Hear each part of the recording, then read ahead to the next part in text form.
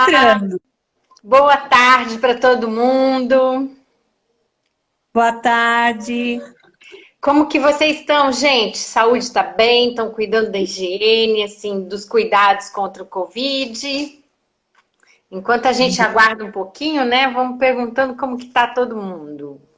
Sim, agora é uma época de muito cuidado, as coisas estão ficando mais preocupantes agora, porque o Covid está se proliferando muito, né?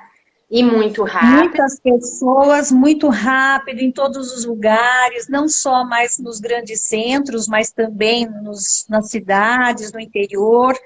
Então, a gente tem que tomar muito cuidado mesmo. Então, eu vou apresentar de novo a nossa convidada, né? Nós entramos pelo Insta dela, né? Mas porque a gente queria evitar assim que a conexão caísse, né? E algumas dificuldades que a gente está tendo quando a gente fala longe, porque eu estou aqui em Niterói e a Edilene Sim. está em.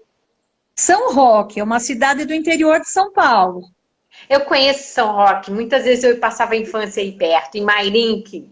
Puxa, do ladinho Do aqui. ladinho, não é? Que Então, legal.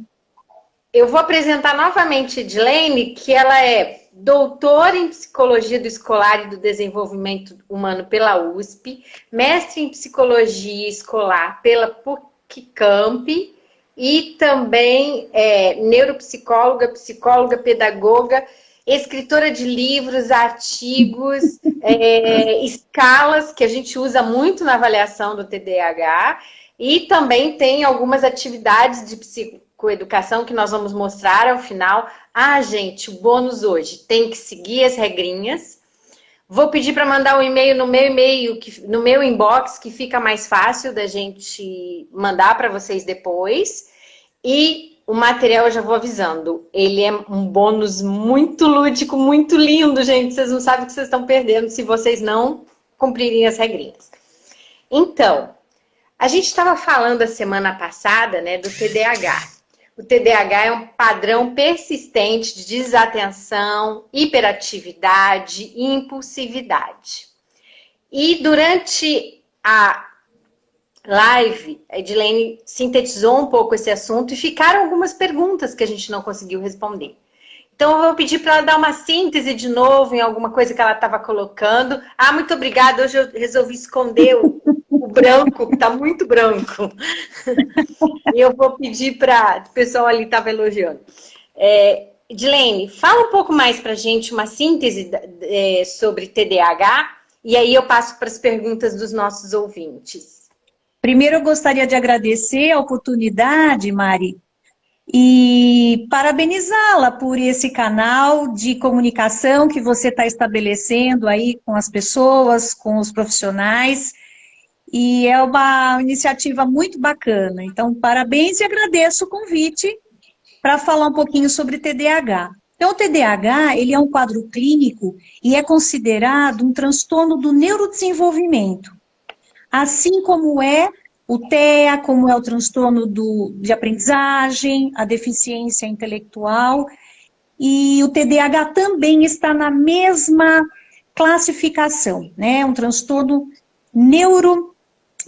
neurobiológico. Então, não tem nada a ver com a questão que só o emocional causa o TDAH, ou que é uma escola que não sabe se adequar àquela criança que causa o TDAH. O que acontece é que o ambiente pode piorar o quadro, ou então um ambiente bem adequado, como família e escola, pode minimizar o quadro. Ele afeta de 3 a 6% da população em idade escolar. Entre os adultos, ele afeta de 2 a 4%. Então, em até 75% dos casos, o TDAH da infância permanece lá na vida adulta. Então, nós temos adultos com TDAH que eram crianças com TDAH e eles continuam manifestando os sintomas do quadro. O que acontece é que a manifestação dos sintomas é que vai mudar de acordo com cada fase do desenvolvimento. Por exemplo, a criança com hiperatividade na infância, ela sobe no sofá, ela não fica no chão, ela sobe pelas paredes, ela não tem parada. A manifestação dessa hiperatividade no adulto não é subir no sofá, mas é ter uma inquietação interna muito intensa. Então, o TDAH acomete adultos também, só que a manifestação dos sintomas vai ser de acordo com a faixa etária. Tá. E quando ela tem... Não, daqui a pouco eu faço essa pergunta. Eu vou entrar nas perguntas dos nossos ouvintes da semana passada. E se alguém tiver mais alguma pergunta, gente, por favor, acrescenta aí.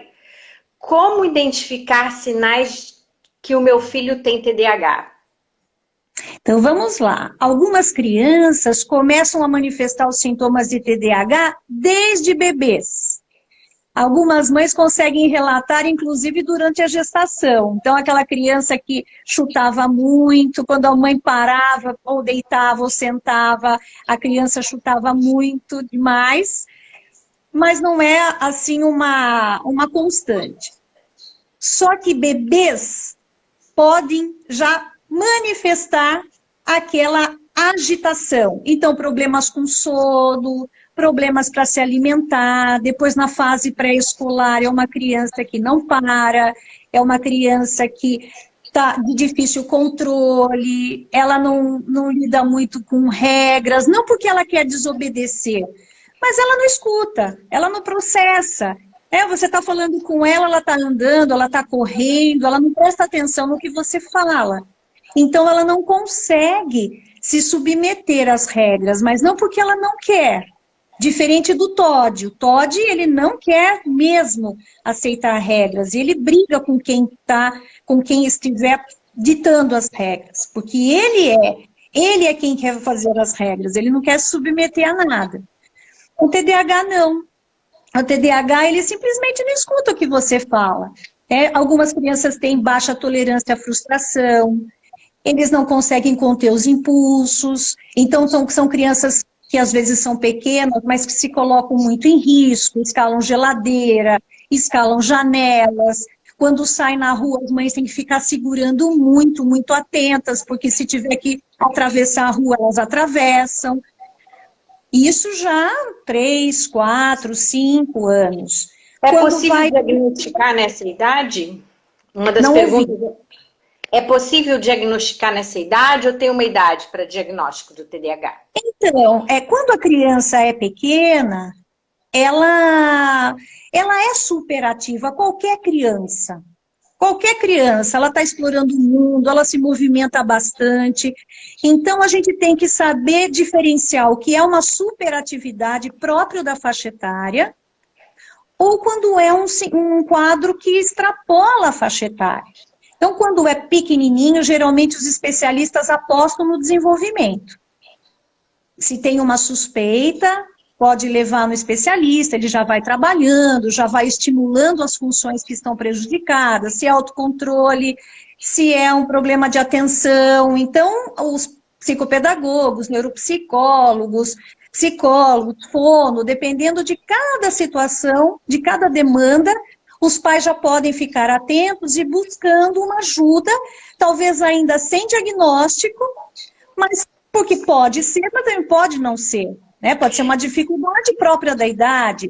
Agora, quando os sintomas começam a se perpetuar, quando os sintomas começam a se manter e também trazer prejuízos, aí sim é interessante buscar uma avaliação pormenorizada, bem detalhada, porque é um processo diagnóstico, né? Não é assim, é desatento, então já tem TDAH. Ou é muito hiperativo, tem TDAH. Não. São vários critérios que a gente tem que cumprir para poder chegar no diagnóstico final. O que a gente pode orientar os pais é o seguinte, tem indícios? Quais são esses indícios? O que você pode fazer para ir trabalhando com essas dificuldades que a criança está apresentando? Resolveu? Sanou? Estimulou? Então não era TDAH. Agora, se persistir o tempo, aí sim a gente vai começar esse quadro vai começar a tomar forma e precisa ser mais investigado. Uma vez eu vi uma mãe de um bebê de 8 meses, querendo fazer uma avaliação. E eu expliquei que não era a hora da avaliação, era a hora de se observar o comportamento. E eles foram até o neurologista que falou a mesma coisa, né? Sim. A gente vai observando o comportamento e mais para frente a gente faz a avaliação, né? Exatamente, exatamente. Tem uma pessoa que perguntou aqui, ó, ela está perguntando agora, é uma pergunta boa, então não vou deixar a gente perder, depois eu volto nas outras. Existe algum exame que podemos fazer para confirmar ou apenas o diagnóstico é dado da forma clínica com a observação dos profissionais médicos e psicopedagogos? Olha, existem já, né, estão em ambiente de estudo várias formas, né, tomografia computadorizada, alguns exames de imagem, ressonância magnética, mas ainda só em ambiente de pesquisa. Por enquanto, o diagnóstico do TDAH é fundamentalmente clínico. Ele é baseado em sintomas comportamentais. E a gente trabalha com avaliação neuropsicológica também na detecção, né? Exatamente. Então, usamos os critérios. No que o quadro de TDAH se baseia? Nos sintomas descritos pelo DSM-5 de 2013 e pelo CID-10 também. Então, esses são os critérios que estão sendo usados. E aí, cada profissional, dependendo da área, vai complementar o processo diagnóstico com o seu conhecimento. Geralmente, é o médico que dá esse diagnóstico, mas os profissionais de equipe, então psicólogo, neuropsicólogo, psicopedagogo, fono, TO, eles vão colaborar com esse processo diagnóstico. Sim. Tem uma pergunta aqui, ainda dentro desse diagnóstico, todos os quadros são iguais? Não são iguais. Essa é o nosso maior desafio enquanto profissional. Porque, por exemplo, o meu TDAH pode ser diferente do seu, Mari. Primeiro, por quê? Primeiro, porque existem 3 apresentações do quadro de TDAH. Existe uma apresentação do quadro que são exclusivamente de sintomas de desatenção. Então, um exemplo, aquela criança devagar, parada, desatenta, bem devagar. Ela só funciona se alguém empurrar. Na manivela. Mas ela não é hiperativa impulsiva, ela é só desatenta. Essa é uma apresentação do quadro. A outra apresentação do quadro é aquela pessoa, ou criança, ou adolescente, que é super atenta, mas ela é hiperativa impulsiva. Então, numa classe, é aquela que primeiro termina a tarefa, que põe a classe abaixo, ela não para de falar, ela é muito rápida para fazer as coisas, ela tem atenção, mas ela é hiperativa impulsiva. E uma terceira apresentação do quadro é a união dos dois, que é aquela pessoa que tem a desatenção mais a hiperatividade e impulsividade. Aí é o combo completo, como eu costumo dizer. Porque tem todos os sintomas, né? Tanto de desatenção, quanto de hiperatividade e impulsividade. A gente fez a semana passada uma reunião antes da live, né? E eu aprendi uma coisa com você que eu ainda não tinha me atentado. Porque eu achava que desgastante para a mãe era só aquela criança que tinha a prevalência na hiperatividade. Mas aí você me mostrou que não, quanto também um desatento, com prevalência na desatenção, pode ser desgastante. Porque é aquele filho que a mãe tem que pedir a mesma coisa 10 vezes. Desliga o computador, vai tomar banho. Aí ela vai, faz janta. Você ainda não tomou banho, né? Levanta, faz isso, escova os dentes. E aí eu fiquei pensando o quanto realmente também ter a predominância na atenção, eu não tinha pensado nesse lado. Quanto é estressante para a figura materna que está mais à frente, às vezes para o pai também, mas quem geralmente dá esses comandos o dia a dia é mais a mãe, né? E aí fica sempre embora a gente tenha várias configurações familiares, mas culturalmente ainda eu acho que prevalece.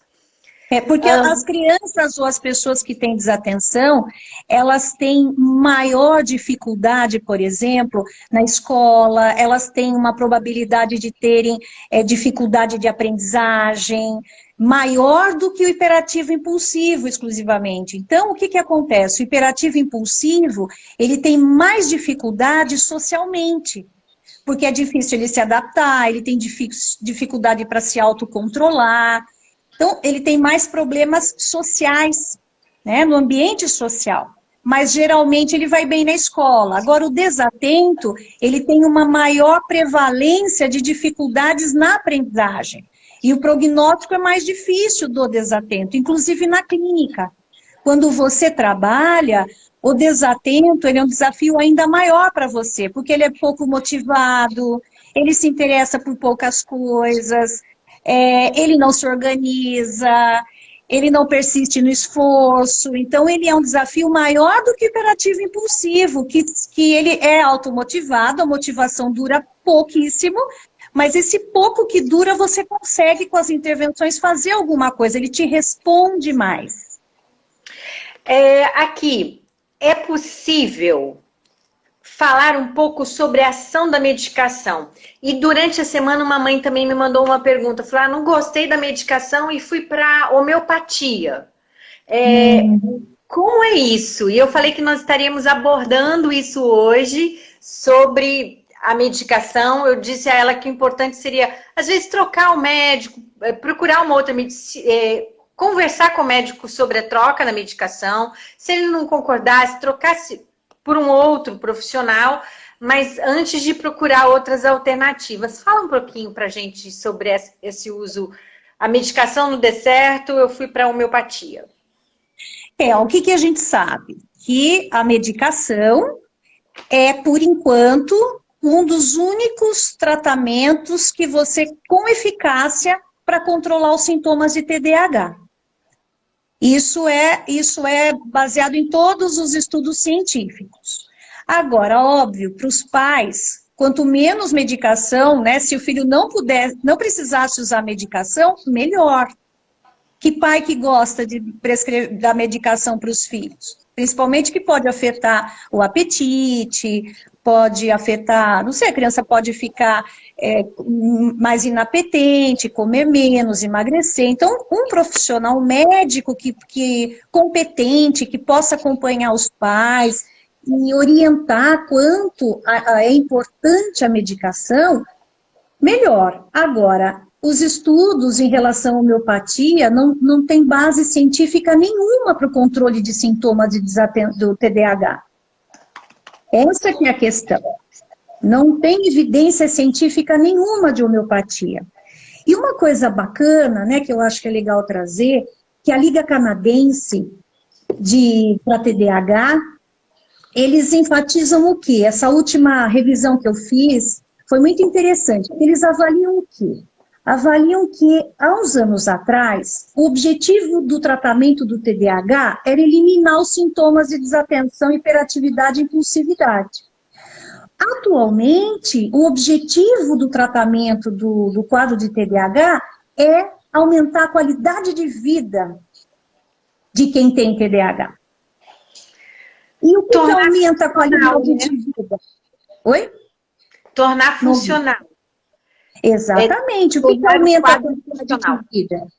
Associar a medicação, quando for o caso mesmo, por conta da intensidade do prejuízo, muitas crianças precisam, infelizmente ou felizmente, da medicação. Agora, a medicação, como nós falamos da outra vez, ela alivia os sintomas, ela reduz os sintomas, ela é a saída, mas ela não cria habilidades. E aí sim que entra o trabalho dos profissionais, dos psicopedagogos, psicólogos, fonoaudiólogos, dos pedagogos também, professores. São eles que vão trabalhar no treinamento dessas funções que estão prejudicadas para que daqui um tempo possa reduzir a medicação ou, na melhor das hipóteses, parar de usar a medicação. Que existe essa possibilidade também, né? Sim, se tiver treino, sim. Aí, dentro desse assunto, uma pessoa perguntou aqui, a Fernanda, as atividades físicas diminuem a agitação? Só um parêntese. Às vezes a gente vê que a pessoa tem um filho com TDAH, ainda mais se tiver predomínio na hiperatividade, começa a colocar a criança em tudo quanto é atividade, né? Sim, sim. Então, as Olha, atividades físicas diminuem a agitação? olha, não diminui. Atividade física é muito boa, por quê? Porque desenvolve, cria uma consciência corporal maior, melhor, ele interage, mas assim, esperar que a atividade física controle os sintomas do TDAH por si só, não vai fazer. Porém, a atividade física é boa para qualquer pessoa. Dá uma sensação de bem-estar, é muito bom, traz saúde. E a base para isso, né, que é um problema, não é um excesso de energia que ele precisa gastar, é alguma coisa dos neurotransmissores. Então a gente tem que trabalhar com a medicação, com a reabilitação. A atividade física colabora como para qualquer pessoa, mas não vamos lotar a criança, que aí ele vai ficar, além de TDAH, ele vai ficar com estresse, né? E aí É o que acontece com muitas das crianças que têm TDAH. Muitas crianças, elas têm uma agenda de mini adultos, porque elas têm dificuldades e aí elas têm que ir para o psicólogo, para a fono, para o psicopedagogo, para o professor particular, elas passam o dia em atividades. É uma porcentagem até que importante dessas crianças estão com o dia praticamente tomados, e é interessante que os pais revejam isso. Então, quando a criança precisa de muito suporte, o que a gente orienta? Que eles priorizem. Então, esse semestre é prioritário, é fazer o quê? A fono e a psicopedagoga, por exemplo. Então, tudo bem, vai fazer até um tanto. Quando terminar esse suporte, aí sim a gente busca um outro, porque senão fica muito desgastante, inclusive para os pais, né, Mari? Fica caro, tem que buscar, tem que levar, e tudo de uma vez também não é saudável, não é proveitoso. Meio-dia e meio, volta da escola, chega em casa, levou 30 minutos no trânsito, chegou em casa 1h, 1h30 já tá saindo de casa, 2 horas está no inglês, 3h30 tá na outra coisa, 4 horas está na outra, 5 horas voltou para casa. Não dá. Só te falar. Não precisa nem ter TDAH, né? Não há cérebro que resista a isso. Sim. Bom, agora eu estou mesclando aqui, juntando o que está aqui com o que está aqui. Então, vou voltar para o computador. Tem uma outra pergunta que eu acho que acaba encaixando aí também. Tipo, além do TDAH, existe a possibilidade, e os 3 tipos, né? Com predomínio na desatenção, na hiperatividade ou com as 2 possibilidades. E temos ainda as comorbidades, né? Sim. Quando eu tenho um filho que tem TDAH e TOD na mesma criança? Que isso muitas vezes... Acontece em 50% dos casos, o TOD acontece com crianças com TDAH com apresentação dos sintomas de hiperatividade e impulsividade. E o TOD acontece em 25% das crianças com TDAH com apresentação dos sintomas de desatenção. Então, isso dá para entender como que uma criança com TDAH, na sua grande maioria, ela vem acompanhada por comorbidade. E o TOD é uma questão assim um pouco mais complicada. Os 2 quadros sozinhos são desafiadores. Juntos, eles ficam potencializados. E aí, o que é TOD e o que é TDAH? Então, uma criança que tem TDAH e fala, eu não quero fazer a lição agora, mãe, eu estou cansado, eu não posso, eu quero brincar. Então, isso não é TOD. TOD é quando tem um comportamento bastante desafiador, não aceita a regra, não aceita hierarquia, enfrenta, bate de frente com qualquer figura de autoridade. Pai, mãe, pessoas na rua, na escola, as figuras de autoridade na escola, como professores, coordenadores, diretores, não tem pessoa que ele não enfrente. E o TOD também tem a intensidade do prejuízo. Assim como o TDAH pode variar entre leve, moderado e grave, o TOD também. Quando que o TOD é leve? Quando ele só enfrenta e desafia num ambiente, geralmente só em casa, pessoas que ele conhece.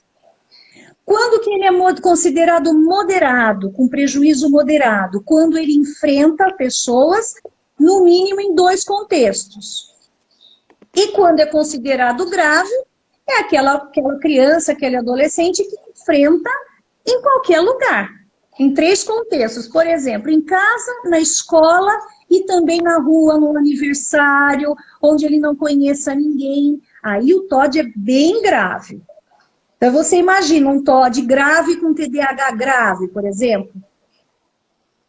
Sim, muito difícil.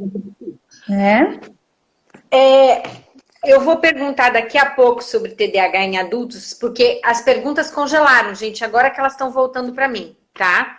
Mas antes de entrar nisso, eu vou entrar numa outra pergunta aqui. Como lidar com o estresse de ter um filho com TDAH? Olha, os pais têm que ter muito autocontrole, conhecer muito a manifestação do TDAH, dos sintomas, saber que aquele filho não faz o que faz porque quer, para provocar, para aparecer, para chamar atenção. Muitos pais confundem isso. Ele não faz porque ele não quer, ou ele quer chamar minha atenção, ele quer me irritar. Por isso que ele faz isso comigo. Ele não faz a lição quando eu peço porque ele quer me irritar. Não é. Pode ser um dia ou outro, mas se esse comportamento é um comportamento frequente, diário, sempre, então não é para chamar atenção, não é para irritar os pais, não é para provocar. É porque ele está apresentando a dificuldade dele. Então, por isso, Mari, que os pais, eles têm que estar muito bem orientados. E também... além de orientados, também receberem um tipo de ajuda, de suporte. Muitas mães, elas não têm só o filho com TDAH, às vezes elas têm o marido também com TDAH. Ou então elas têm 2 filhos com TDAH e mais um marido. Eu costumo dizer, olha, tome bastante vitamina, viu? Tome bastante vitamina, respire fundo, pratique o relaxamento, as técnicas do mindfulness, para poder suportar, porque não é fácil. O funcionamento diário é muito prejudicado. Então, sobrecarrega os pais, as mães, sobrecarrega ela que tem que olhar tudo, ela tem que verificar tudo, ela não pode esquecer de nada, porque se ela não fizer, a coisa não vai sair. Então, ela tem que estar muito bem, cuidar muito bem dela. A Tarsila, psicopedagogia, ela está perguntando como que ficam os adolescentes com TOD no início da carreira profissional, porque eles têm dificuldade de regras, né? E aí? Um dos prejuízos de quem tem TDAH, por conta da impulsividade, não de TOD, de impulsividade, é não, assim, se tiver que xingar o chefe, ele vai xingar, e aí ele é demitido. Agora, se tiver um TOD... ele não vai aceitar a regra, ele vai bater boca com o chefe, então ele vai ter prejuízos, porque o chefe ou tem que conhecer muito bem os pais, ou esse adolescente tem que ser brilhante em ter um talento maravilhoso para o chefe poder suportar algum comportamento desafiador. Mas geralmente não é o caso, né? Então eles têm muito problema de adaptação social. E aí tem os prejuízos com isso. Semana passada teve uma pessoa até que está aqui na live e me mandou uma questão que ela estava estudando no curso de pós-graduação. Eu tenho uma criança, ela de vez em quando, assim, muito brilhante, muito amadurecida para a idade dela, e de repente ela tem um AVC. E aí, após o AVC, vem o diagnóstico de TDAH. Ela pode desenvolver isso depois do AVC? Como que é? Olha, o que a gente está vendo é que o AVC está sendo cada vez mais frequente com pessoas jovens. As pesquisas têm mostrado isso. Crianças também, né? Também, há um tempo atrás, eram só os velhinhos que corriam esse risco. Hoje em dia, as pesquisas têm mostrado que o AVC ele também acontece e acomete crianças. Eu não sei te dizer se o AVC vai causar um TDAH. O TDAH é uma questão, é um transtorno que envolve a dificuldade ou uma lentidão maior para o desenvolvimento do córtex cerebral, principalmente aqui na área frontal do cérebro. E o que vai fazer a diferença, sim, tem que perguntar para essa mãe se nunca ela teve TDAH, e só depois do AVC ela teve um TDAH. O que pode acontecer, que eu estou pensando aqui, é que ela tenha sintomas de desatenção em função de um quadro neurológico. Talvez não seja um TDAH puro, né? Talvez seja sintomas de desatenção ou de disfunção executiva decorrentes de um quadro de AVC. Sim, assim como tem crianças que às vezes por erros alimentares apresentam alguns indicativos, mas que se vê que é excesso de açúcar na alimentação, né, e coisas do tipo, e não é um TDAH puro. Isso, né? Exatamente. Por exemplo, o TEA. O TEA também é um quadro, principalmente o TEA leve, é um quadro que é muito confundido com TDAH. E é difícil fazer o diagnóstico para saber qual que é o TEA, qual que é TDAH, o que aquela criança tem, porque é muito similar. Mas, às vezes, aquela agitação, aquela falta de atenção, aquela inquietude não é de um TDAH puro, é de um TEA. E também pode ocorrer a comorbidade, pode ter também o TEA mais TDAH.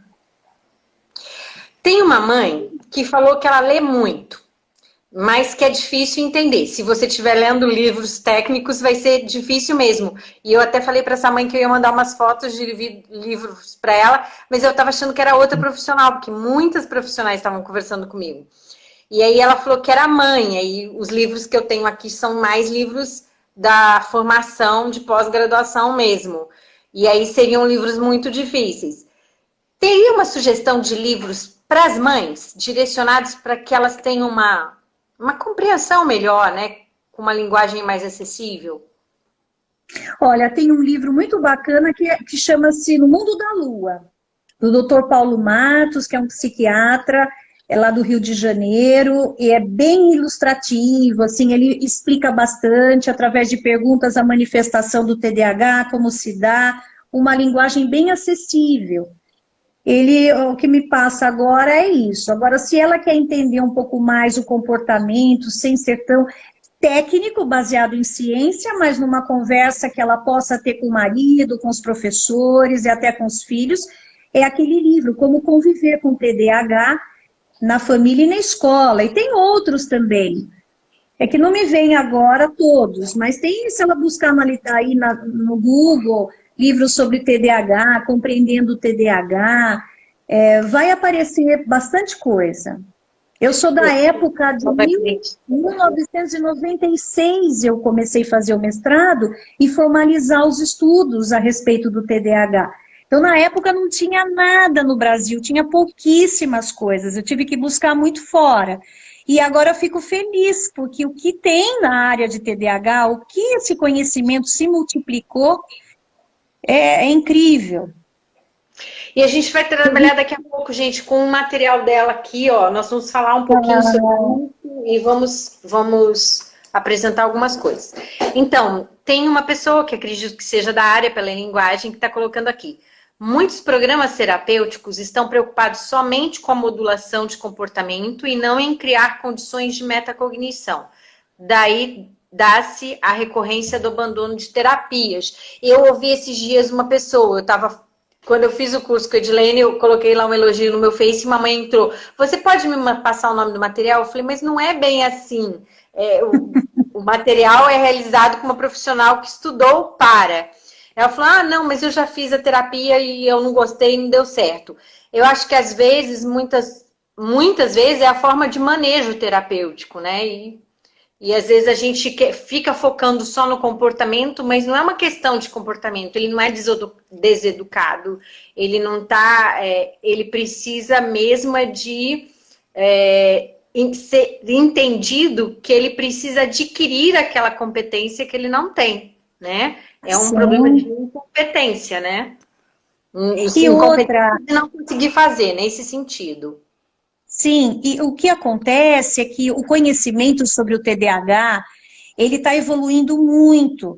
Antes era focado só no comportamento, agora nós temos os modelos neuropsicológicos que podem explicar, o conhecimento das funções executivas. Então, tudo isso vai trazendo para a gente novas formas de trabalhar, novas formas de poder fazer intervenções. Então, tem casos que também há casos que só focam a parte emocional, esquece da parte funcional, há focos só numa função e não na emoção. Hoje a gente sabe que também há um modelo neuropsicológico para TDAH que foca tanto a questão das funções executivas frias, que envolve o quê? Organização, planejamento, sequenciação, mas também as funções executivas quentes, que envolve o quê? Motivação, emoção, e o trabalho que pode ser mais gostoso é aquele que une as duas coisas, né? As duas funções, dependendo do caso. Mas tem que ser gostoso, para a criança poder ter vontade de vir, ter motivação, trazê-la para... Porque ela é a maior... como é que eu posso dizer? Não adianta nada você ter a melhor técnica, a melhor vontade, se a criança, o adolescente, o adulto não fizerem a maior parte, não é? E aí fica uma dica, a parceria mãe profissional, porque quando seu filho começa a falar não quero ir, é importante que a mãe chegue para o profissional e leve isso, porque aí juntos nós vamos ver o que não está funcionando e trabalhar.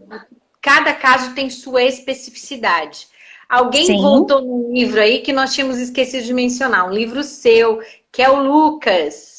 Ah, o Lucas, verdade, aprendendo a lidar com não, né? E olha, é um projeto também de desenvolvimento de autorregulação emocional, porque o Lucas não sabe ouvir não, ele não consegue se frustrar, e aí com a ajuda, com as intervenções que ele recebeu, ele consegue aprender a lidar com o não, que o não faz parte da vida. Mas é muito difícil para as crianças ouvirem o não.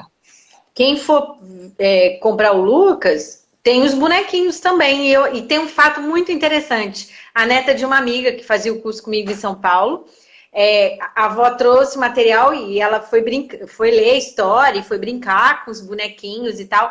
E só que só tem 2 bonequinhos, né? A sacolinha e o bonequinho. E o que ela fez? Verso, né? O que ela fez? Ela construiu todos os outros bonequinhos que lindo. Olha que fofo.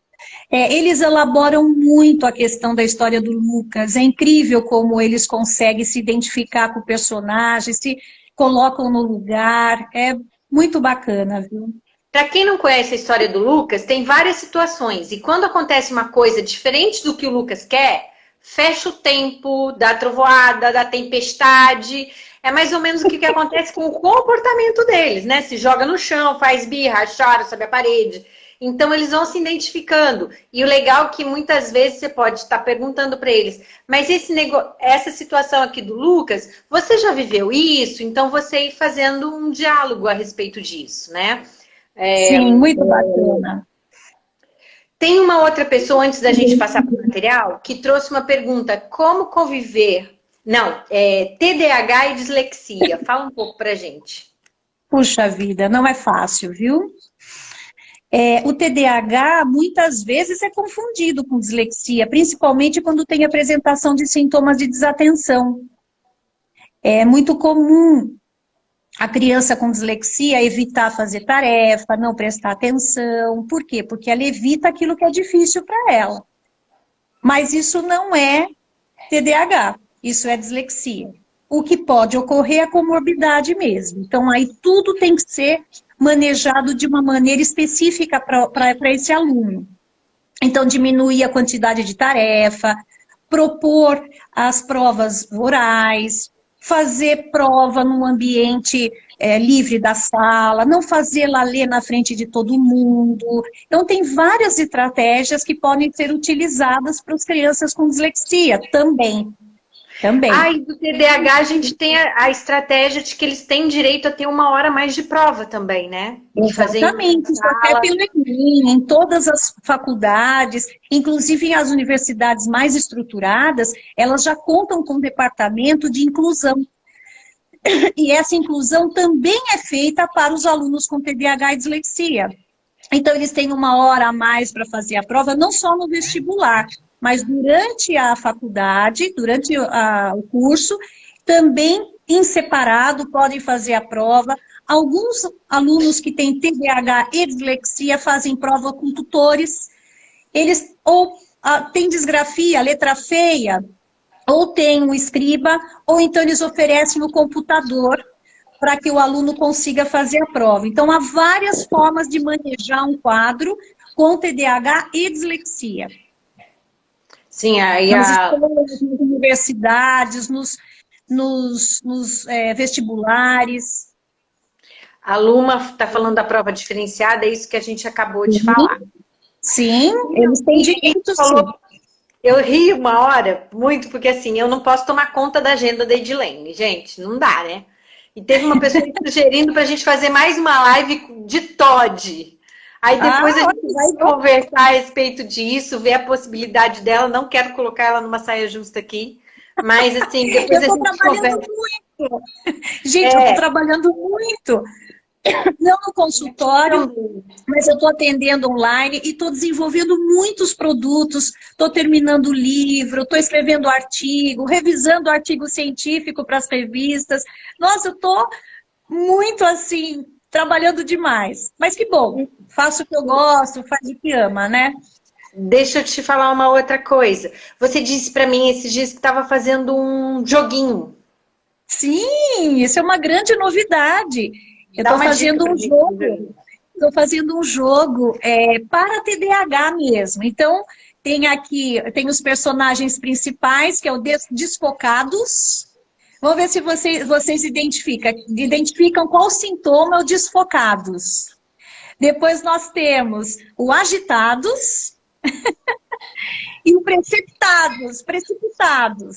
E aí nós temos os personagens que vão combater esses que vêm roubar a nossa atenção, a falta de persistência, é muito rápido, é precipitado, é impulsivo. Então, essa é só uma canjinha para vocês, que a gente estou desenvolvendo esse trabalho aqui e mais outros jogos.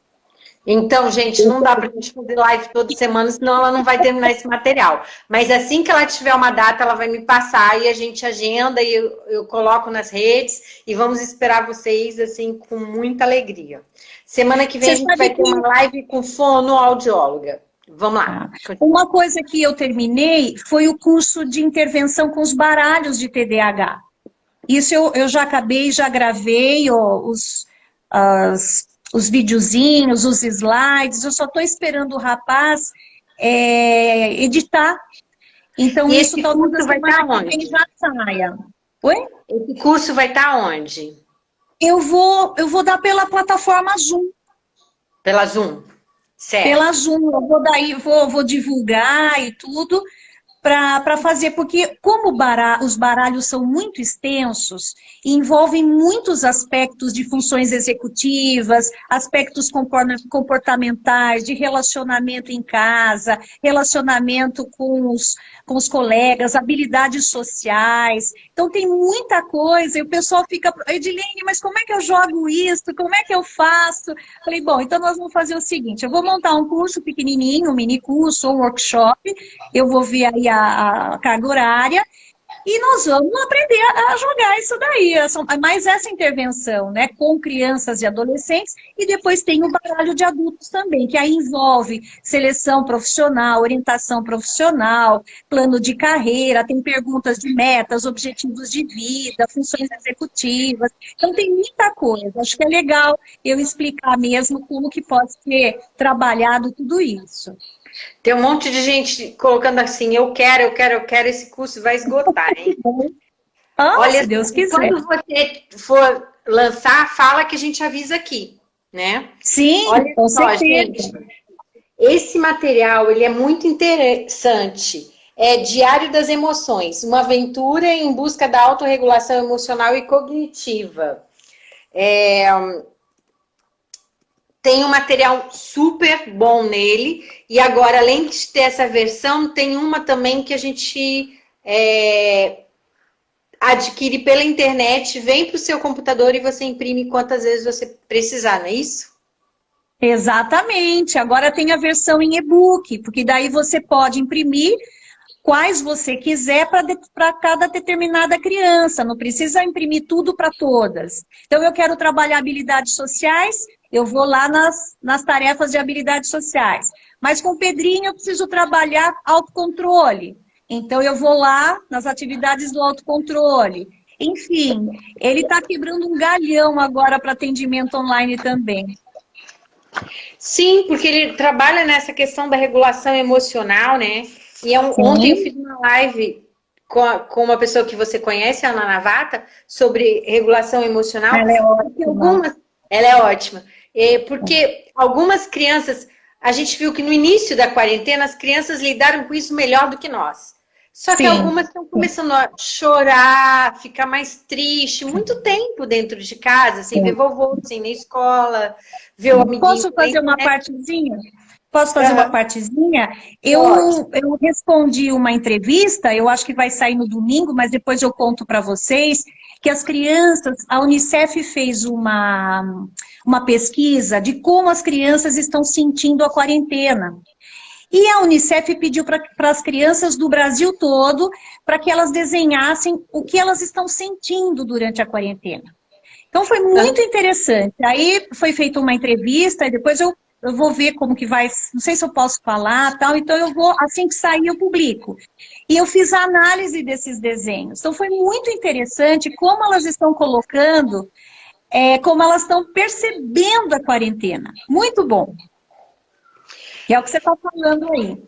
Sim, gente, o material é muito colorido. Fala um pouquinho dele pra gente, Dilene. Então, ele tem é um caderno de atividades que tem mais de 70 atividades, que contemplam também as funções executivas, tanto as frias quanto as quentes, que é a regulação emocional, emoções, pensamentos. Eu me baseei também na teoria da terapia cognitivo-comportamental, solução de problemas.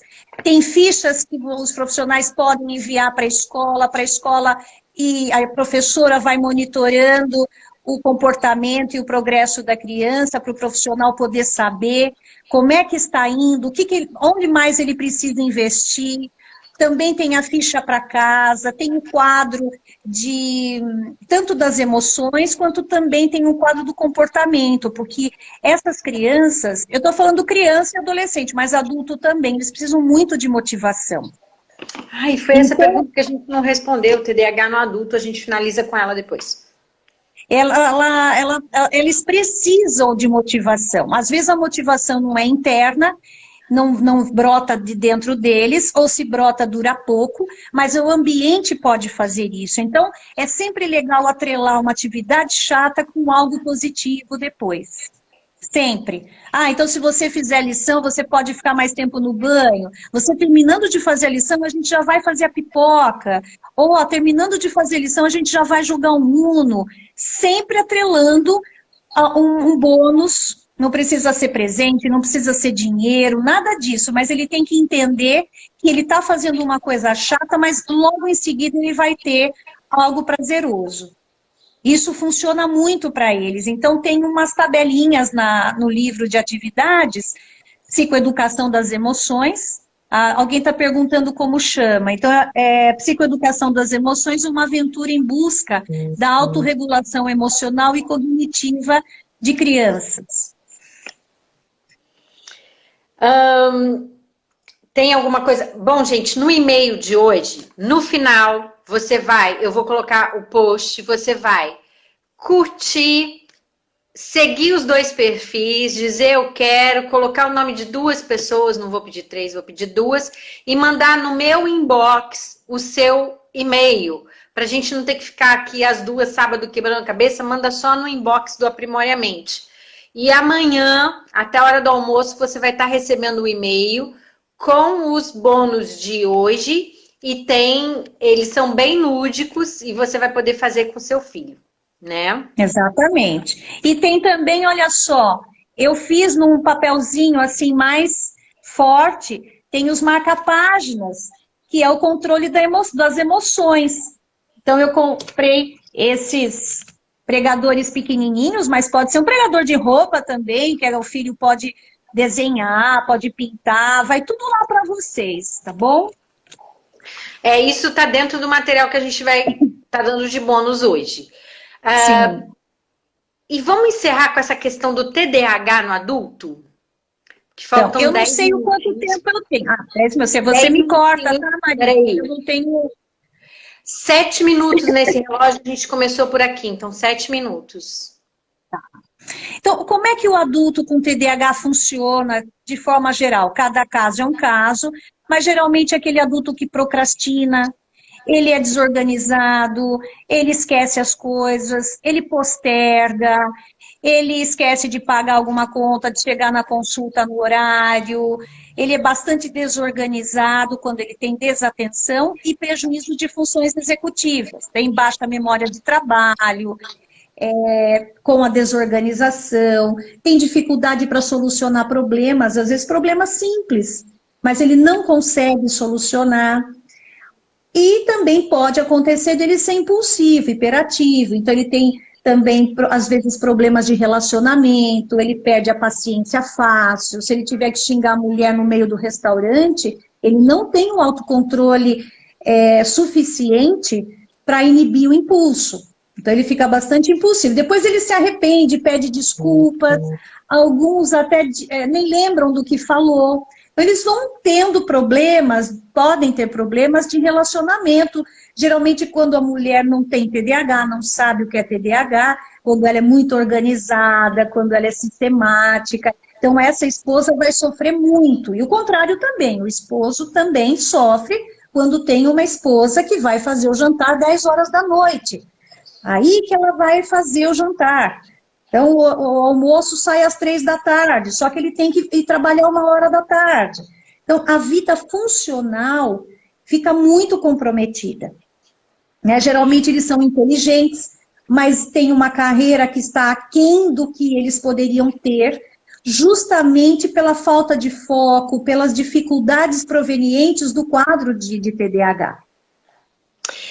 Bom, eu queria agradecer agora. Foram 2 semanas maravilhosas, que a gente teve uma tarde assim incrível, 2 sextas-feiras incríveis. Semana passada a gente teve uma dificuldade no desligar, que a gente vai ver se a gente corrige hoje para poder mandar para o Stories e depois vai lá para o YouTube. Alguém está perguntando, a Miriam perguntou, como é que eu faço para ter o bônus? Segue os 2, coloca eu quero no post que eu vou colocar, nome de 2 amigos e me manda no inbox, no Aprimoramente, o seu e-mail que eu remeto com os bônus. Se você ver que sábado à tarde não chegou, me avisa, porque eu é personalizado e às vezes a sua caixa de correspondência pode não aceitar e aí eu vou te mandar de um outro endereço. Gente, foi um prazer estar com vocês. Muito obrigada. Semana que vem, tanto na de idosos quanto na de crianças, eu vou estar trabalhando com a fonoaudióloga Samira, que vai estar nos acompanhando o tema. Eu deixei livre para ela escolher e me passar até domingo, porque a fonoaudióloga sabe o que tem mais procura para ela e o que tem mais procura nesse momento de quarentena. Então, se eu escolhesse, eu poderia pegar uma coisa que não vai de encontro à necessidade. Então, eu pedi para ela escolher. Diz uma última palavra para a gente, Dilene. Olha, eu quero agradecer a você, Mari, de novo, a todos os participantes, né? Em plena sexta-feira, feriadão aí, estão participando. Saudade de várias de vocês aí, né? Só gente boa, que investe na profissão, que tem um trabalho brilhante também. Fico muito feliz.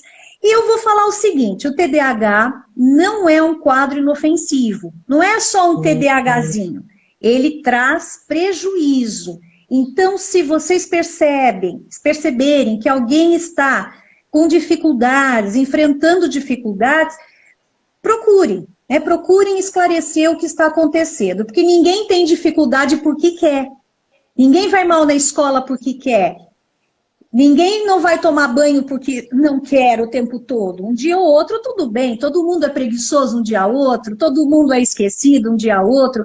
Mas se vocês perceberem que está perpetuando os sintomas, né, vão procurar uma ajuda. E agradeço. Olha, tem muita gente da turma de reabilitação da FEMUSP 2019, aos colegas, muito obrigada pela audiência. Teve alguém que colocou para mim, não está avisando que você está fazendo live, a pessoa descobriu. Eu falei, porque eu estava com vergonha de chamar vocês. Pessoal, poxa! Estão dando assistência. Ai, beijos, meus alunos queridos, uma turma da pesada, adorei vocês. Seus alunos do Recife estão te mandando oi. Que coisa boa, pessoal, que saudades. Beijo para vocês. Então, boa tarde para todos, muito obrigada. E tem aqui um monte de gente que é sua fã, que te acha o máximo. Gente, eu tô congelando o meu aqui, isso que é ruim. Mas tudo bem, mando um beijo para todos. Por isso que eu tô falando, porque ontem a gente teve isso também, a outra pessoa não conseguia ver e de vez em quando congela. Obrigada por um elogio ali para mim, obrigada. Gente, eu vou estar fazendo sempre esses temas. É um tema de relevância social, é um espaço que a gente está abrindo num momento que está tão difícil para todos nós. Tchau, um beijo, boa tarde. Dilane vai apertar no X, depois prometo, ligar e depois enviar para os stories. Tá bom. Tchau, gente. Boa tarde. Tchau, tchau.